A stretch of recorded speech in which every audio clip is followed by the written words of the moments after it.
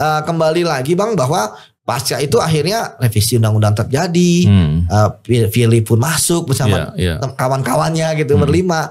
Dan yang menarik memang ada lagi, ya tentu harus kita lihat bahwa ketika sudah diketok paripurna dan waktu 30 hari kan harus tanda tangan sama presiden. Ya ternyata presiden nggak tanda tangan, tapi tetap berlaku gitu ya. Jadi kalau kita lihat di Undang-Undang 19 tahun 2019 itu presiden nggak tanda tangan.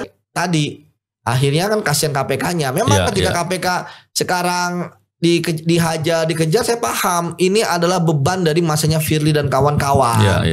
Saya pun begini ya, seandainya saya bertemu dengan Pak Jokowi, saya juga tanya begitu. Oke Bang. Saya tanya ke Pak Jokowi, kira kenapa kok dulu KPK itu betul-betul mau dilemahkan dan dibiarkan? Nah itu Pak. Saya akan tanya, kebetulan saya belum ada kesempatan untuk ketemu aja. Menarik sekali, tapi nanti saya akan jelaskan itu. Tapi sebelum saya mau membincangkan soal itu, Yudi nggak ikut retreat nih. Jadi maksudnya jadi pematerinya Bang. Oh iya. Tentang korupsi gitu ya Bang. Iya. Takutnya nanti saya kasih tsunami fakta lagi kan Bang. Nanti malah nggak mau jadi kepala daerah.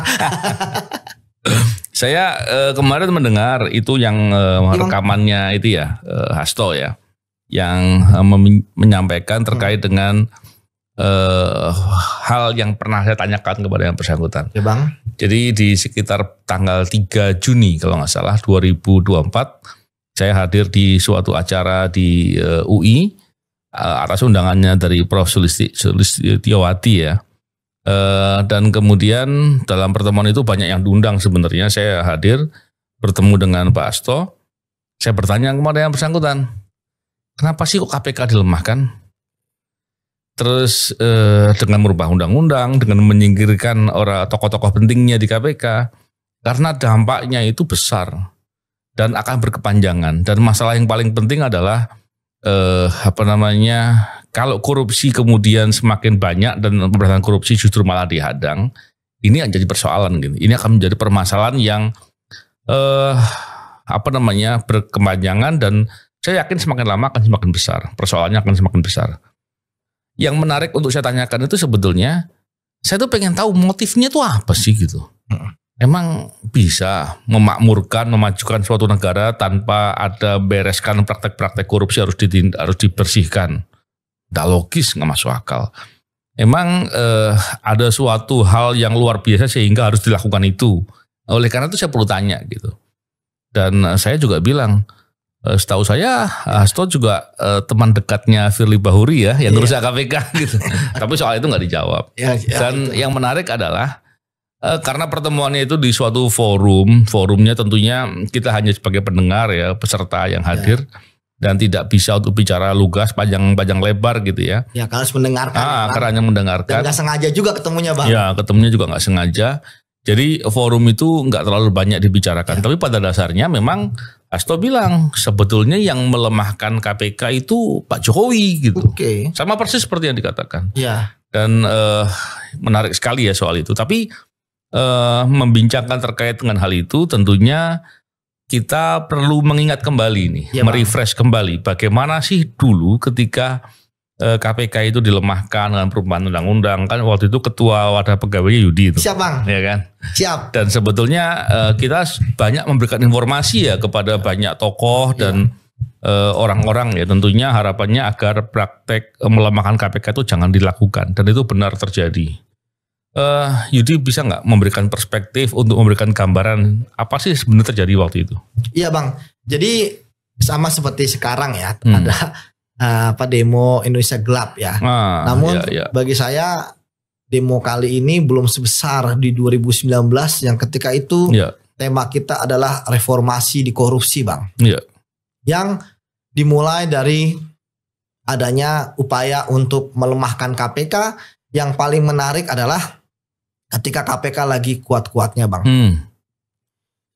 Kenapa saya katakan seperti itu? Karena indeks persepsi korupsi di tahun 2018 rekor sampai sekarang pun belum terpecahkan.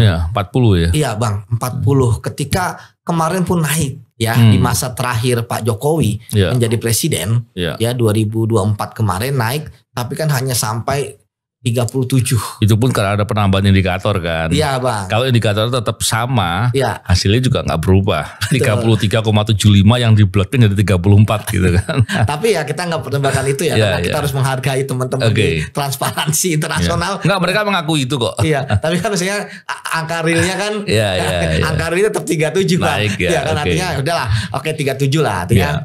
Terlepas dari perdebatan bagaimana metode, 37. Tapi ingat waktu itu dengan metode yang sama seperti tahun-tahun sebelumnya dan sama seperti tahun sebelum ini, ya kan?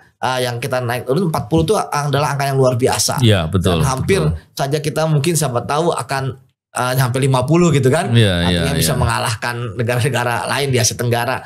Nah, terutama yang seperti Singapura ya kan. Malaysia lah paling dekat. Malaysia, nah kembali lagi kan memang menarik ya. Ketika pada masa itu kita tahu juga bahwa kita lihat inisiasi untuk undang-undang KPK ini kan revisinya kan dari DPR bang. Benar, ya kan? Benar. Dan sebenarnya ini bukan yang pertama bang. Dari sebelum-sebelumnya pun juga sudah ada. Iya betul. Jadi memang zamannya PSBY kalau nggak salah juga ada. Tapi kan Pak SBY tidak mengeluarkan surpres. Iya. Ya, dan saat itu pun kita lihat situasi politiknya kan mendukung KPK ya.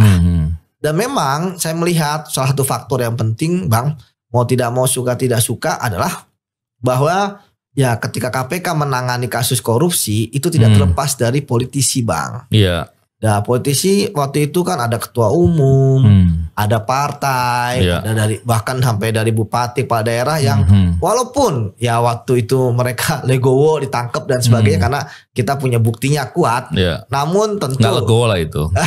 Tapi kan itu kan di publik bang, tapi kan tentu kan ada hal-hal nggak bisa menghindar, tidak bisa menghindar karena udah ketangkep gitu kan. Tentu kan masih ada inilah ya, sehingga kita bisa melihat bagaimana pada waktu itu. Ya tentu kalau kita lihat dari apa yang disampaikan Pak Hasto ya silakan saja versi dia bang ya. Nah, tetapi kan waktu itu kita melihat lebih jauh bahwa nggak bisa cuci tangan segitu aja dong. Karena semuanya terlibat bang. Inisiasi dari DPR. Dan ingat loh DPR waktu itu kompak. Mau oposisi maupun koalisi. Ya saat itu kan oposisi dan koalisi nggak beda jauh lah. Ya artinya mungkin 70-30% lah ya. Kalau nggak salah kan yang oposisi kan PKS, Demokrat gitu kan. Artinya emang ada kuat lah sana ya. Tapi kemudian menyetujui juga untuk mengadakan revisi. Tapi kan usulan dari DPR ini tidak akan terlaksana tanpa ada surpres. Iya betul. Jadi kalau untuk misalnya ada surpres, ya iya. Orang surprise waktu itu kita lihat viral mana-mana kan. Ya itu membuat kita terkejut gitu ya. Ternyata Jokowi mau juga. Ya ternyata kan presiden mau ya. Nah ketika presiden mau ini, tapi kan dia mengirimkan Menkumham ya waktu itu ya. Karena kan memang pembahasan undang-undang. Akhirnya, tapi kan tetap juga akhirnya kan semuanya terlibat. Ya. Kemudian diparipurnakan. Diparipurnakan. Ya artinya udah tinggal ketok aja.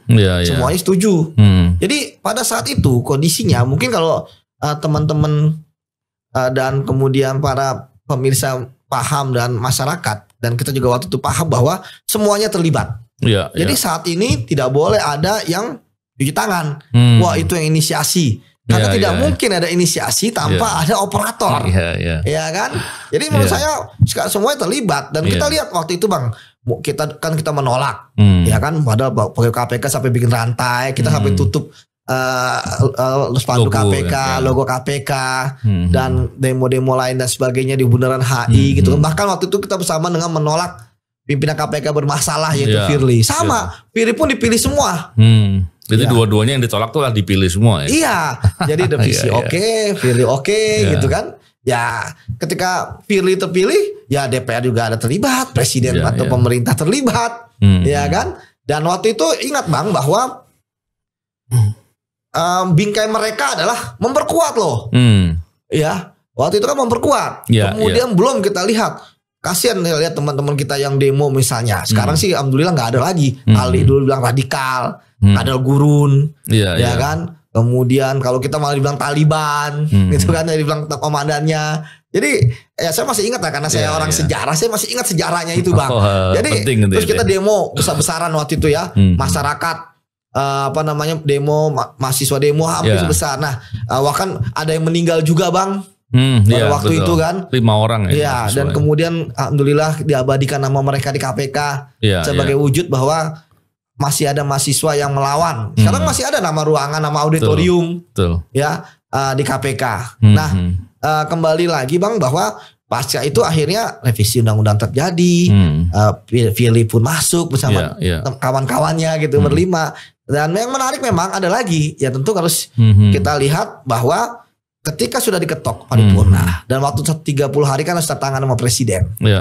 Ya ternyata presiden nggak tanda tangan, tapi tetap berlaku gitu ya. Jadi kalau kita lihat di Undang-Undang 19 tahun 2019 itu presiden nggak tanda tangan. Ya artinya tapi kan tetap berlaku. Ya makanya ini kenapa nih antara presiden waktu itu ngeluarin surprise tapi begitu isinya tidak setuju gitu ya. Dan presiden pun juga waktu itu kan memang ada beberapa Bang yang saya lihat. Ya ini kita harus faktor yang inisiatif DPR itu kan isinya itu juga lebih parah sekali daripada yang asli sekarang Bang. Oh, berarti sudah mulai sebetulnya yang dikehendaki untuk diubah itu menjadi sangat jelek sekali. Tapi yang sekarang ini sudah agak berkurang gitu. Berkurangnya kenapa sebabnya? Nah, saya nggak tahu kompromi apa di antara mereka ya. Karena ini kan memang kompromi Bang. DPR presiden nggak tahu gimana DPR. Karena memang ada beberapa hal. Jadi yang minta parah itu nggak tahu ya apakah DPR atau presiden ya? Ya pasti kan yang punya inisiasi kan Bang. DPR pastinya. Artinya Bang bahwa sekali lagi ya dalam hal ini khusus ini saya pikir semuanya terlibat Bang. Tidak ada satu pihak yang mengatakan wah tunjuk sana, pihak sini tunjuk lagi gitu kan. Ya kalau misalnya apa yang disampaikan Pak Hasto kan versi dia. Dan walaupun dia mengatakan di akhir ya tidak ada buktinya gitu kan. Itu yang pertama Bang. Kemudian kedua ya kita belum tahu nih versi dari Presiden Jokowi kayak apa. Namun Bang bagi saya apapun versinya saat itu undang-undang KPK yang melemahkan sudah diketok. Ya dan berlaku sampai saat ini dan yang paling penting adalah teriakan kita ketika itu walaupun kita rela dituduh Taliban gitu kan Bang. Benar kan? KPK hancur lebur. Jadi ketika KPK seperti sekarang ya orang-orang yang dulu berteriak ingin KPK ingin ada revisi ya silakan saja menikmati gitu kan yang pertama. Kemudian yang kedua ya kita sebenarnya harusnya lebih ke move on ya Bang. Bagaimana ya tadi nah sekarang ini udah seperti ini KPK terus mau diapain, apakah dibiarkan saja. Nah jadi terakhir Bang ya bahwa ya saya pikir ya sekali lagi hal yang penting dari KPK itu kan marwahnya adalah penegakan hukum. Ya artinya kalau memang penegakan hukumnya ini nggak ada, tentu KPK akan berbahaya. Kita sepakat misalnya jangan sampai KPK ada pesanan, jangan sampai KPK kemudian jadi milik penguasa. Gejolak politik ya. Gejolak politik nggak bisa. KPK harus kacamata kuda, harus melihat secara lebih dalam Bang. Seperti itu sih Bang kalau dari saya. Menarik ya. Sebelum kita bicara KPK ke depan mau seperti apa, kita mau lihat dulu. Saya itu tertariknya begini. Saya bertanya kepada yang bersangkutan, kepada Pak Hasto, karena dalam logika saya itu sulit untuk dipahami gitu. Bubarin atau ngelemahkan KPK, ya mungkin sebetulnya kalau diduga-duga atau diperkirakan, bisa saja kemudian rencananya itu dilemahkan dulu, setelah itu dibubarkan kan gitu. Melemahkan KPK sampai fungsinya lumpuh gitu ya, atau sangat-sangat kurang gitu, dan kemudian atau membubarkan KPK itu maksudnya apa gitu? Dalam logika saya kan begitu. Iya Bang. Apakah tidak suka dengan pemberantasan korupsi? Bukankah pemberantasan korupsi itu penting? Karena kalau korupsi itu diberantas, harapannya semuanya bekerja benar, kebocoran-kebocoran itu tidak terjadi kan gitu. Orang-orang yang merampok uang-uang negara itu bisa hentikan dengan cara ditindak maupun dicegah. Jadi sebetulnya kan sangat penting dengan sangat strategis tuh. Adanya upaya KPK untuk memberantas korupsi. Ketika melemahkan tadi, apakah karena ada suatu kepentingan sesaat? Contohnya ada suatu perkara yang dianggapnya itu tidak bisa diselamatkan kecuali KPK-nya dilimbungkan atau mungkin dipasung gitu. Apakah karena persoalan tadi gitu? Atau karena suatu tujuan lain dengan berpikir bahwa kalau ada KPK, maka seandainya ada hal-hal yang dilakukan untuk mendapatkan atau berbuat untuk mendapatkan keuntungan pribadi dengan mengambil kekayaan negara, itu akan ketahuan. Apakah 3 hal di antara itu? Atau ada hal lain lagi? Contohnya yang dibilang ada radikalisme, ada talibanisme. Ini kan ngawurnya setengah mati dan itu nggak masuk akal. Dan belakangan terkonfirmasi bahwa itu nggak benar gitu. Itu ngarang gitu. Maka penting sekali saya tanyakan itu. Dan setelah bertemu dengan kondisi sekarang, setelah kita melihat semua kondisi saat ini, di mana ada kasus Harun Masiku, dan sekarang Hasto tersangka, dan kalau kita mencermati pembahasan di Bocor Halus nih, ya kan, yang waktu itu dibicarakan soal dugaan adanya kaitan yang melatar belakangi adanya kasus suapnya Harun Masiku, yaitu kasus BLBI. Bila kaitannya dengan itu, wah begitu skandal besar ya. Itu suatu hal yang luar biasa. Kenapa? Karena dampaknya begitu mahal. Contoh saya bilang mahal begini ya. Kita lihat dampak pelemahan KPK itu, indeks persepsi korupsi kita turun 6 poin. Terus permasalahan praktek korupsi yang semakin liar gitu. Orang nggak takut berbuat korupsi. Ini kan sebetulnya masalah yang sangat serius. Betul, Bang. Jadi begitu luar biasanya sebetulnya. Jadi kalau kita melihat dari segala persoalan itu, baru berpikir apa iya masalahnya itu. Kalau masalahnya itu alangkah jahat sekali niatnya itu. Tapi kembali lagi, apa iya semua orang yang waktu itu sedang merancang atau ikut dalam suatu kesepakatan jahat gitu kan, dan yang membiarkan, mereka tahu, jangan-jangan mereka nggak ngerti gitu. Nggak ngerti. Nah jadi itu masalah yang sangat menarik ya. Dan setelah terjadi sampai sekarang, kondisi KPK-nya seperti ini, tidak bisa menjadi hal yang tidak menjadi lembaga penegak hukum yang bisa diharapkan betul-betul menjadi andalan untuk bisa memberantas korupsi dengan optimal. Terus kita punya rencana apa sih ke depan terhadap KPK? Atau mungkin begini, sebetulnya mau berantas korupsi tapi nggak pakai KPK. Terus mau pakai apa gitu? Betul. Hal begitu Yudi punya gambaran atau pernah diskusi soal itu dengan orang lain gimana Yud? Ya, jadi gini Bang, memang sekali lagi tonggak hancurnya pemberantasan korupsi itu benar-benar di 2019 ya. Walaupun kita sudah berusaha kuat ya Bang. Walaupun undang-undang itu lemah. Walaupun akhirnya Firly yang masuk, kita masih berusaha melakukan tanda kutip perlawanan untuk bisa memberantas korupsi Bang, dari dalam KPK. Sehingga menteri pun berhasil kita tangkap, ya kan, ada 2 malah. Tapi kemudian kan kita melawan suatu kekuatan yang besar. Dan kasusnya salah satunya bansos lagi ya. Iya, bansos besar. Yang dimana kalau kita lihat Bang, sebenarnya kan dulu kita langsung face to face loh Bang, paling berhadapan loh. Antara kita dengan mereka yang tidak pro terhadap pemberantasan korupsi. Saya jawabnya itu ya. Dan jadi ketika apa yang terjadi sekarang kan sebenarnya kalau mau buka-bukaan gitu kan, mereka bisa kok buka-bukaan. Bagaimana mungkin suatu undang-undang yang udah ada draftnya, siapa yang bikin draftnya? Ya kan. Kemudian ketika ada surprise, kemudian berubah dari draft yang aslinya, yang lebih parah dari saya gitu ya. Misalnya tidak ada penyidik independen gitu kan. Nah, itu harus terus SP3 gitu kan. SP3 langsung berbeda SP3 tanpa ada tambahan-tambahan kata-kata. Kan itu ada beberapa yang direvisi dari draft yang beredar gitu kan. Sekarang ini ya, walaupun tetap lemah gitu ya.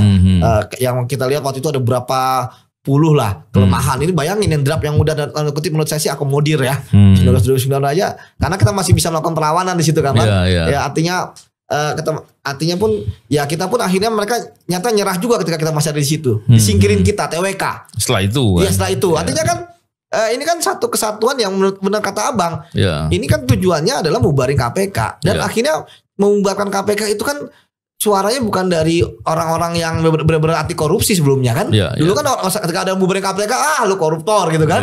Sekarang kok malah jadi kita yang udah berusaha bicarain bubarin KPK kok malah jadi orang-orang yang selama ini mendukung KPK. Ini kan menarik, bahkan masyarakat juga gitu ya.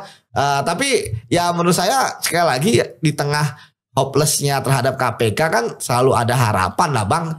Yang penting bagi saya kan lembaganya. Ya KPK itu ya memang ada yang bilang ini ad hoc, ada yang bilang ini ternyata tidak sesuai dengan harapan, bahkan dulu survei kalah di balik kepolisian dan kejaksaan. Tapi kan ya semoga bisa kembali ke asal ya. Kembali lagi Bang bahwa ya masalah mengenai KPK lemah ya itu kan itu yang kemudian Abang kejar kan. Bahwa saya paham ketika Abang ketemu dengan Hasto ya, Abang kan kita sudah punya pengalaman. Ya makanya Abang tanya langsung sama dia gitu kan. Kenapa? Dan pertanyaan spesifik ya. Ya spesifik gitu kan. Ya walaupun Abang nggak bisa bantah tentang dia ya. Oh nggak bisa. Abang kan punya data-data kan. Bukan cuma presiden waktu itu gitu kan. Ya, sebetulnya nggak cuma data aja Yud. Ya. Tadi saya potong maaf ya. Ya nggak apa Bang. Di KPK itu kan ada penyelidikan dan penyidikan berjalan. Oh oke Bang. Oke. Dan di situ ada bukti-bukti elektronik yang diperoleh. Oke Bang. Jadi di KPK sudah tahu siapa sih orang-orang yang menginisiasi, tahu. Tahu Bang. Dan itu ada rekamannya. Artinya kalau dibuka ada fakta-faktanya. Betul Bang. Sekarang kan orang mau bicara apa terserah. Cuman faktanya ada dan jelas. Tapi tentunya perlu analisis dan perspektif dari Yudi itu. Lanjutkan ya. Ya betul Bang. Jadi sekarang ya. Jangan sampai ketika ada tentang KPK yang istilah tidak mengenakan gitu kan. Oh dianggap begini begitu. Sudahlah, terima aja lah proses hukumnya kan. Toh juga KPK memberikan kesempatan pra peradilan misalnya kayak Hasto kan. Kemudian mengajukan penangguhan penahanan silakan. Walaupun memang selama saya di KPK dan abang di KPK nggak pernah ditangguhkan Bang ya. Kalaupun ya izin misalnya buat menikahkan anak ada, tapi masih dalam proses tahanan atau kemudian ada yang meninggal, ya kan? Atau kemudian sakit ya dibantarkan, gitu Bang. Jadi kita bahwa menurut saya ya ini harusnya jadi pelajaran, ya termasuk yang lain juga, gitu ya. Jangan sampai tadi akhirnya kan kasihan KPK-nya. Memang ketika KPK sekarang dikejar, saya paham ini adalah beban dari masanya Firly dan kawan-kawan. Saya pun begini ya, seandainya saya bertemu dengan Pak Jokowi, saya juga tanya begitu. Oke Bang. Saya tanya ke Pak Jokowi, kira kenapa kok dulu KPK itu betul-betul mau dilemahkan dan dibiarkan? Nah itu Bang. Saya akan tanya, kebetulan saya belum ada kesempatan untuk ketemu aja. Apa kita ke Solo Bang? Enggak seandainya, artinya sepakat, Bang. Bukan karena dengan Hasto saja enggak. Saya orang yang biasa lugas bertanya dengan orang lah. Dan bertanya kan wujud kita pengen tahu ya. Dan kita punya pandangan yang objektif dengan suatu hal. Walaupun sebetulnya saya sudah punya bukti-bukti. Saya pernah melihatkan, pernah mendengar dari teman-teman rekaman-rekaman terkait dengan siapa sih yang punya inisiasi itu.